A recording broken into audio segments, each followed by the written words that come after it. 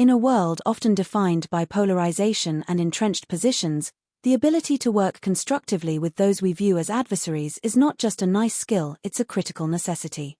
This book presents a radical rethinking of collaboration, moving beyond the comfortable confines of like-minded teams to engage with the discomfort of genuine opposition.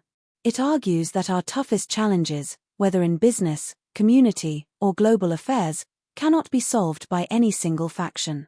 The solutions lie in the messy, fertile ground where conflicting perspectives meet.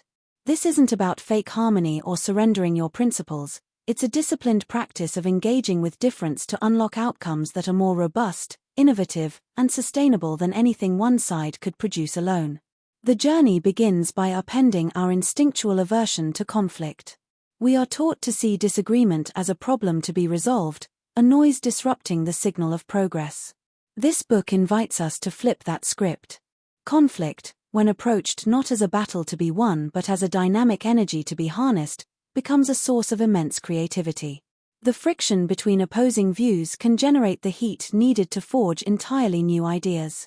Consider the city planner who, instead of silencing angry community voices, structures a forum to amplify them, discovering unstated fears about displacement that, once addressed, lead to a better housing plan for everyone. Or the tech team leader who stops forcing consensus between arguing designers and engineers and instead facilitates a session to air their grievances, sparking a breakthrough product feature born from their technical debate. These stories illustrate that the goal is not to eliminate conflict but to step into it with curiosity, asking what hidden opportunities and deeper understandings this tension might reveal.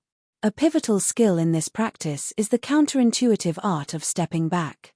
In the face of a stalemate or a heated exchange, our impulse is often to push harder, argue more persuasively, or tighten control. True collaborative power, however, often comes from the opposite move, a deliberate pause. Stepping back is an act of strategic reflection, not retreat. It involves creating space to examine our own reactions, assumptions, and emotional triggers. A nonprofit director, stuck in a bitter partnership, takes a day away from the fray to journal and realizes her own defensiveness is part of the problem. A developer, ready to quit over clashes with his manager, reflects on his communication style and sees how his technical certainty comes across as dismissive. This self-awareness is the bedrock.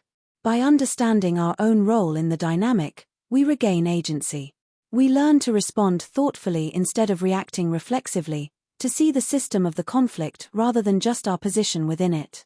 With this foundation of reframed conflict and personal awareness, the work of building practical bridges can begin. This is the craft of communication that connects across chasms of mistrust. It goes far beyond simple talking. It requires empathetic listening, where the sole focus is to understand the other person's world, their fears, their hopes, their unspoken constraints, without mentally preparing a rebuttal. It involves using language that de-escalates, such as I statements that own your perspective, I feel frustrated when deadlines shift, rather than accusatory you statements that blame, you keep missing deadlines. It means finding and naming shared intentions, however small, to establish a sliver of common ground from which to build.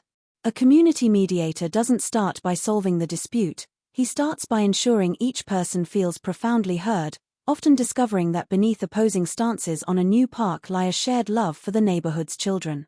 Ultimately, this leads to a new mode of problem-solving. Traditional collaboration often seeks a compromise that dilutes strong positions. The collaboration described here seeks a synthesis that transcends them. It's a creative, iterative process where the group, having navigated conflict and built some trust, experiments together. They prototype small actions, learn from the results, and adapt. The answer isn't in anyone's back pocket at the start, it emerges from the collective process.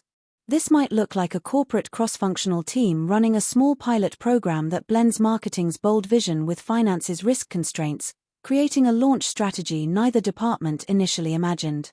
The final outcome is more than a solution to a specific problem. It is the development of a shared capacity, a muscle for working through difficulty. The real success is a team, community, or partnership that has learned how to learn together, becoming more resilient and adaptable for the next inevitable challenge. This book is a masterclass in turning the enemies in your professional and personal landscape into your most unlikely and powerful allies.